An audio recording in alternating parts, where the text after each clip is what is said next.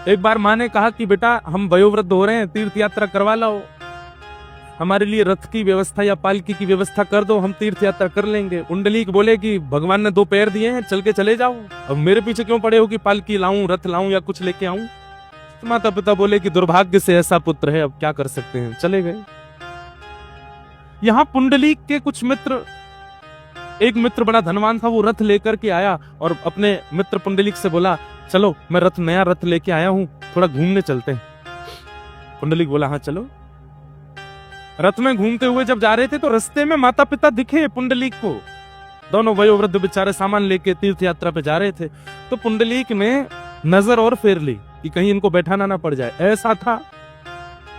माता पिता के प्रति कोई श्रद्धा नहीं। थोड़ा आगे जाकर के एक आश्रम में रात्रि हो गई, तो वहां जाकर के पुंडलीक अपने मित्रों के साथ सो गए।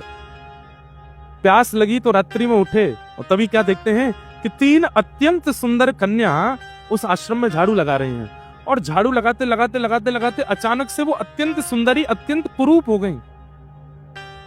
और जैसे ही उनका रूप कुरूप हुआ तो झाड़ू लगा करके जितनी रज वहां इकट्ठी हुई, उस रज को जैसे ही उन्होंने पुनः माथे से लगाया, फिर से सुंदर हो गई। पुंडलीक की आश्चर्य देख रहा था, दौड़ करके गया और कहा आप तीनों कौन हो? और मैंने अभी अभी देखा आपका रूप इतना कुरूप और ये रज लगाते ही आपका मुखमंडल बिल्कुल सुंदर हो गया। मैं ये समझ नहीं पाया हूं, ये चमत्कार है कि जादू है, क्या है ये? तब उन तीनों ने परिचय दिया कि हम इस भारत में बहने वाली शुद्ध पवित्र नदियां हैं। लोग बाग हम में स्नान करके अपने पापों को धो जाते हैं, तो हमारा रूप जो सुंदर है वो कुरूप हो जाता है। तब अपने उस लोगों के जो पाप हमारे अंदर आए हैं उनको नष्ट करने के लिए हम भारतवर्ष के आश्रमों में जाते हैं और वहां जाकर के गुरुजनों के, वयोवृद्धों की जो चरण रज है उसको अपने माथे से लगाते हैं, तो उससे हमारे जितना भी कुरूपता है, जितने भी लोगों के पाप भीतर आए, सब नष्ट हो जाते हैं। पुंडलीक बोला कि मतलब जीवन में चाहे जितने पाप किए हों, उन पापों का प्रायश्चित धाम जाने से, तीर्थ जाने से, नदी स्नान करने से तो होता है, ये रज लगाने से भी होता है।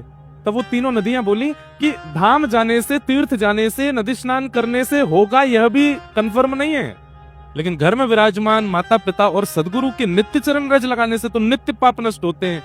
ये प्रत्यक्ष है, ये प्रमाणित। पुंडलीक समझ गए और उसी समय दौड़ करके गए और अपने माता पिता को बीच रास्ते में ही रथ में विराजमान किया, घर ले गए और घर ले जाकर के कहा कि अब तीर्थ आपको नहीं जाने पड़ेंगे, मैं आपकी यही सेवा करता रहूंगा और यही तीर्थों का जल, तीर्थों का प्रसाद आ जाएगा, और ज्यादा इच्छा होगी तो अब तीर्थ आएंगे यहाँ पर, आप कहीं नहीं जाएंगे, मैं आपकी सेवा करूंगा।